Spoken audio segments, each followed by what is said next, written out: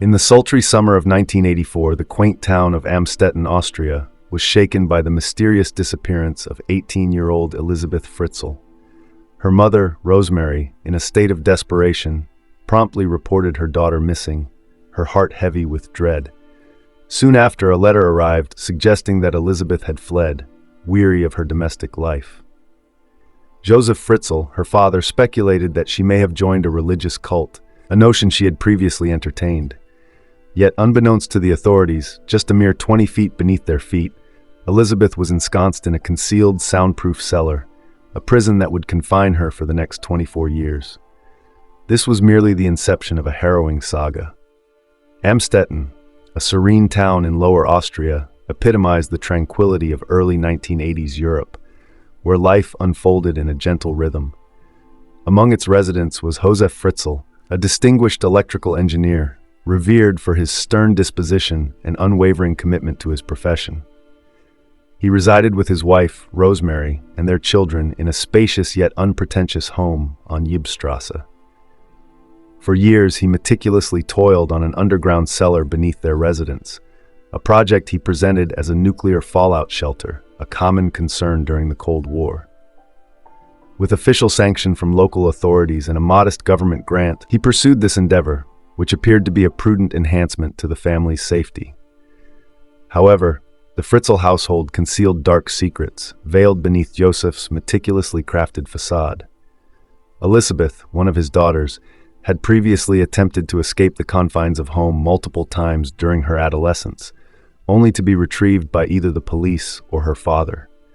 While these episodes were dismissed as typical teenage rebellion, a far more sinister undercurrent flowed through the Fritzl home, invisible to the outside world.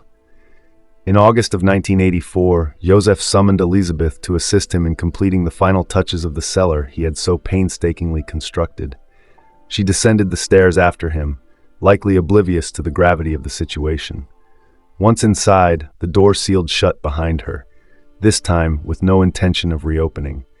Josef had meticulously orchestrated this moment. The cellar, masquerading as a fallout shelter, was constructed for a far more sinister purpose. It boasted a corridor, ample storage, 3 modest cells, a cooking area, bathroom amenities, and 2 sleeping quarters. Access was secured through a labyrinth of 8 locked doors, including a fortified metal barrier cleverly hidden behind a shelf in Josef's workshop, safeguarded by an electronic code. Elisabeth would find herself ensnared in this clandestine chamber beneath their family residence, destined to remain there for 24 long years. From 1984 to 2008, Josef dictated her every action, confining her in isolation from the outside world. During her harrowing captivity, Elisabeth endured repeated assaults and abuse at Josef's hands, resulting in the birth of 7 children. No one suspected a thing. To neighbors, friends, and even his wife, Josef spun a tale that Elisabeth had fled to join a religious cult. He forged letters purportedly from her, sent from far-off cities, perpetuating the illusion that she had simply chosen a different path. Meanwhile, Elisabeth languished below, suffering years of unspeakable torment, entirely invisible to the world above. It was not until April 2008 that her nightmarish existence began to unravel. A medical crisis involving one of her children, a daughter born and raised in captivity, compelled Josef to seek assistance from the outside. The condition of the gravely ill child raised immediate alarms among hospital personnel. Elisabeth, still concealed, recognized this might be her sole opportunity for liberation. As Josef's narrative began to crumble, authorities grew increasingly suspicious. An exhaustive investigation ensued, and soon the truth that had been hidden beneath the Fritzl family's home for over 2 decades was finally brought to light. What commenced as an ordinary visit to the hospital would unfold into one of the most harrowing and unsettling criminal narratives of contemporary times. Elisabeth and her children were swiftly placed under protective custody, receiving both medical and psychological care to commence their journey of recovery from years of inflicted trauma. Her father, Josef, was apprehended, and the revelations of his heinous acts left investigators and the public in a state of shock. Elisabeth's tale emerged as a beacon of resilience, as she and her children gradually acclimated to life beyond the confines of the dungeon that had imprisoned them. They encountered significant hurdles in adjusting to the brilliance of natural light, the expansiveness of open spaces, and the simplicity of everyday experiences, all of which had been denied to them for far too long. In the wake of the startling disclosure of Elizabeth's ordeal, investigators delved into Joseph's history, seeking any links to unresolved crimes. One particular case that piqued their interest was the 1986 murder of 17-year-old Martina Claudia P., who vanished en route to a bus stop in Wacklabruck, Upper Austria, on November 22, 1986. Scuba divers later uncovered her body, ensconced in tarpaulin along the southern banks of Lake Mondsee. Forensic analysis revealed that she had been strangled merely 2 hours after departing her home. Josef swiftly emerged as a person of interest, given his proximity to the crime scene. His campsite was situated directly across from where Martina was discovered, and her striking resemblance to his daughter, Elizabeth, did not go unnoticed. Investigators also scrutinized Joseph's possible involvement in the tragic fate of Anna Neumayer, a 17-year-old who met her end via a captive bolt pistol in 1966. Anna had disappeared while traveling to Wells, not far from Joseph's workplace at that time. Another potential victim was Gabriela Sukova, a 42-year-old sex worker murdered in August 2007, with her remains found near the Lipno Reservoir during the same time frame that Joseph was vacationing in the vicinity. Despite the thorough investigations into these cases, he was never charged, as no concrete evidence could directly link him to the murders. Joseph's trial commenced on March 16, 2009, in the elegant city of St. Pölten, Austria. Initially, he entered a plea of guilty to the majority of charges, abstaining from admitting to any homicides or severe assaults. However, upon the poignant sight of his daughter, Elizabeth, in the courtroom, he dramatically altered his plea to guilty on all counts. Just 3 days later, on March 19th, Josef received a life sentence without the possibility of parole for 15 years, a verdict he accepted with resignation. Elizabeth, along with her children, who had endured 24 years of captivity, was placed under protective care and began a therapeutic journey to reintegrate into society. The repercussions of this harrowing ordeal left deep scars on the children, necessitating ongoing therapy to address their profound trauma and the abuse they suffered. Although Elizabeth initially became estranged from her mother, Rosemary, she eventually found it in her heart to forgive her. By 2010, reports indicated that the family was making commendable strides in their recovery, residing in a discreet location. In 2017, following a confrontation in prison, Josef adopted the surname Meyerhoff. By 2019, his health had significantly declined, and he exhibited a troubling lack of remorse for his heinous acts. In 2022, a court determined that he should be transferred from psychiatric detention to a standard prison, where he would be eligible for parole in 2023, a decision that prosecutors contested.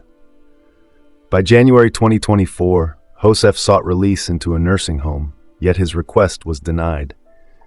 In May 2024, a court once again ruled in favor of his transfer to a regular prison, despite his diagnosis of dementia.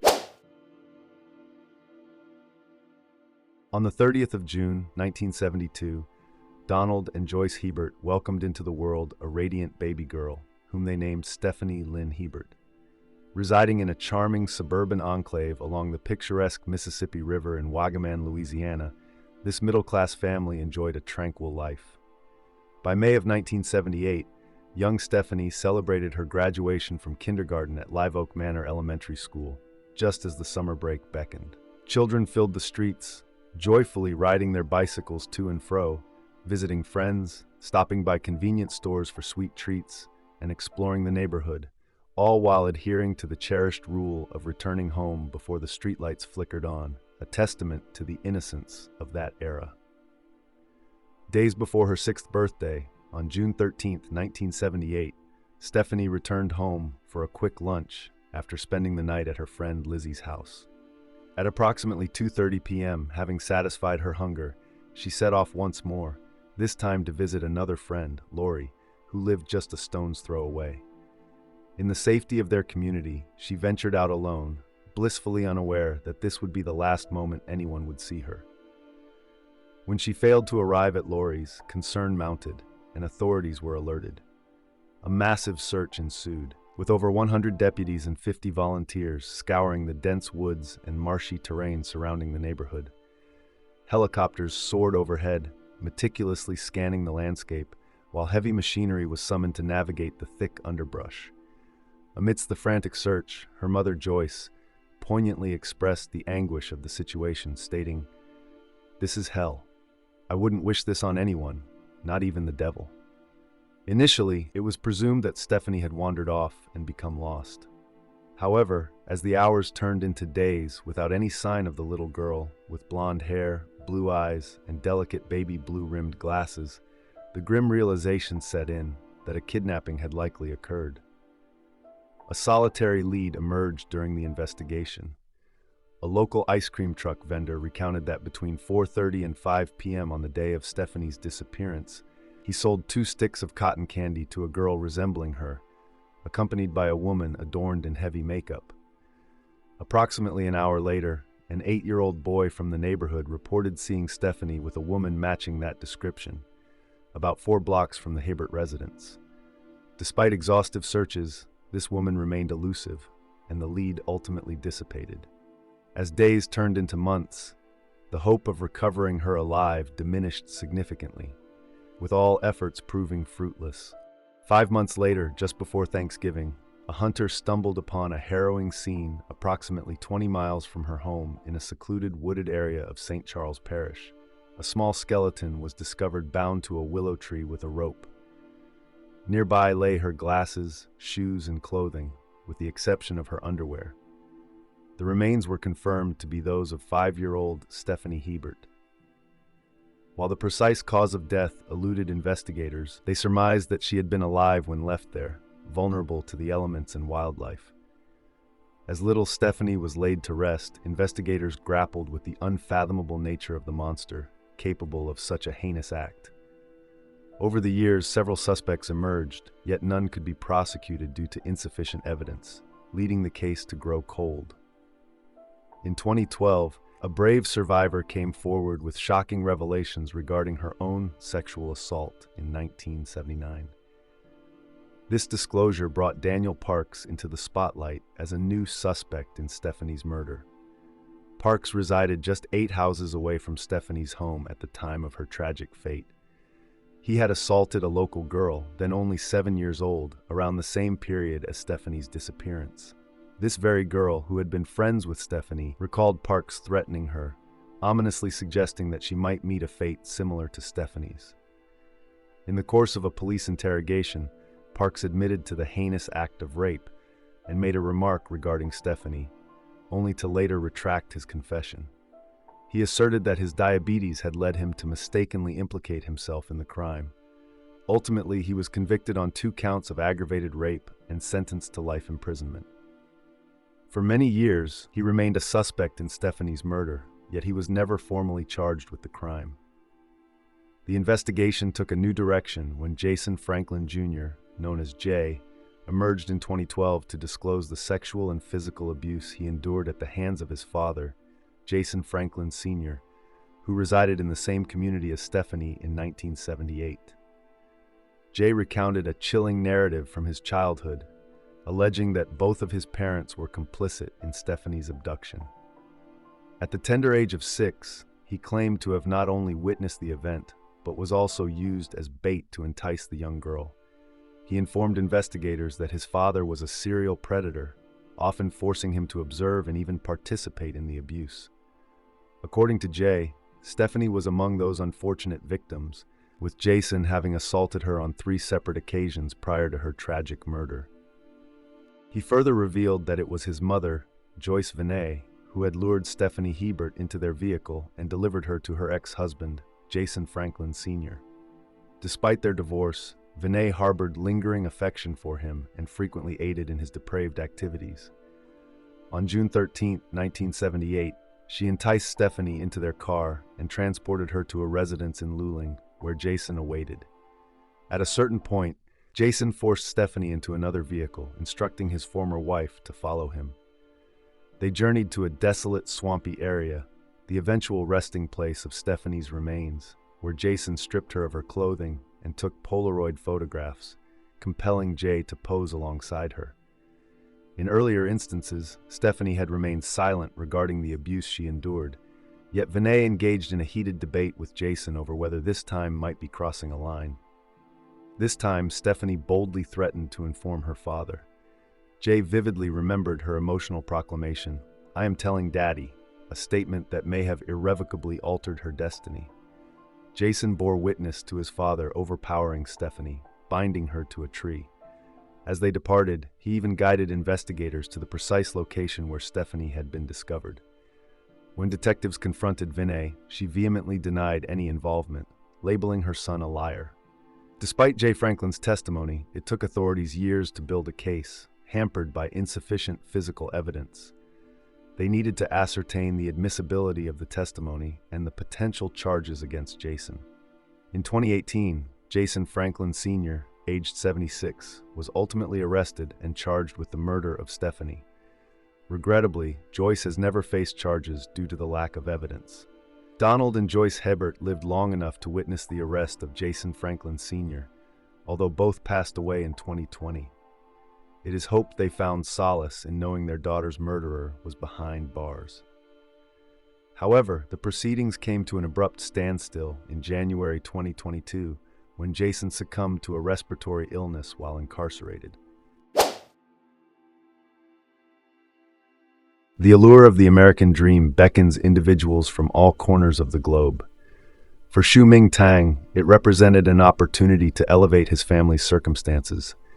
Tragically, that aspiration was extinguished on the fateful afternoon of April 26, 1993. A devoted husband and father, Tang was a cherished figure within the San Carlos community, having emigrated from Taiwan to California. With an entrepreneurial spirit, he established a quaint corner shop known as the Devonshire Little Store, which quickly became a beloved establishment among locals. Tang's warm demeanor and welcoming nature endeared him to the community, allowing the shop to flourish as residents grew fond of him. Under Tang's stewardship, the store, a long-standing fixture in the neighborhood, acquired a vibrant new identity. The community was left in shock upon learning of Tang's tragic fate. He was shot and killed within the very walls of his beloved store on that April afternoon. Responding to a 911 call regarding a potential shooting, San Carlos police arrived mere minutes after the incident to find Tang gravely injured, suffering from a single gunshot wound. Despite the swift efforts of emergency medical personnel to transport him to a nearby hospital, he succumbed to his injuries shortly after arrival. Meanwhile, investigators began piecing together the events, as eyewitnesses reported seeing a young woman fleeing the scene shortly after the gunfire. Described as being in her 20s with shoulder-length brown hair, she was last seen driving a vintage blue station wagon from the 1970s. It was reported that Tang was alone in the store at the time of the incident. Authorities believed the shooting was a botched robbery and diligently pursued leads regarding the woman who had escaped. The case captured national attention, even being featured on America's Most Wanted. Despite the initial fervor, leads eventually dwindled, and a reopening of the investigation in 2010 yielded no new developments. However, in a remarkable turn of events in 2018, fortune smiled upon the case, leading to the long-awaited apprehension of the perpetrator. In a remarkable turn of events, Oklahoma authorities, while probing an unrelated matter, uncovered a diary within a secluded residence in Dewey, situated north of Tulsa. This private journal, intriguingly titled "Things I Regret," contained a chilling narrative detailing the murder of a Korean man during a robbery in San Carlos back in 1993. The diary belonged to 61-year-old Reina Hoffman Ramos, who was residing in the rural abode at the time of the police search. On March 16, 2022, California officials executed a concurrent search at another property in Sacramento, which further corroborated the evidence against Hoffman Ramos. Records revealed her history as a repeat offender, with multiple arrests for drug-related and other nonviolent crimes. She was subsequently apprehended and is currently in custody in Oklahoma, awaiting extradition to California. Notably, while the diary references a Korean individual, the victim, Shu-Ming Tang, was actually Taiwanese. Nevertheless, the circumstances aligned with the investigative narrative. Waiving her rights to an extradition hearing, Hoffman-Ramos was transported back to California, where she made a brief court appearance in San Mateo County on April 13, 2022. She was formally arraigned on April 26, 2022, exactly 29 years after Tang's tragic murder.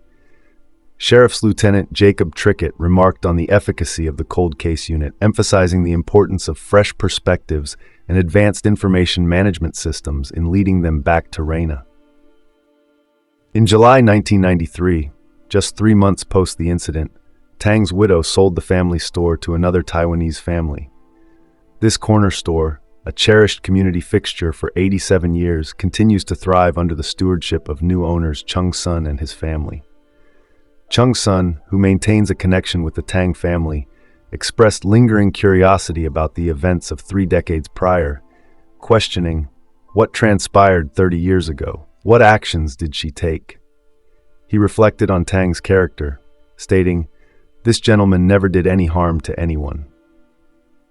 San Carlos Mayor Sarah McDowell expressed her sentiments following the arrest of Hoffman-Ramos. Mr. Tang was not only a devoted husband and father, but also a cherished friend who sought a brighter future for his family in the United States. His untimely passing has profoundly impacted the San Carlos community and continues to resonate in our conversations. While the Tang family has chosen to remain silent publicly, authorities have ensured they are kept informed about the ongoing developments in the case. Sheriff Carlos G. Bolanos extended his gratitude to the Tang family for their unwavering support throughout the years. The San Mateo County Sheriff's Office is deeply appreciative of the Tang family's steadfast support.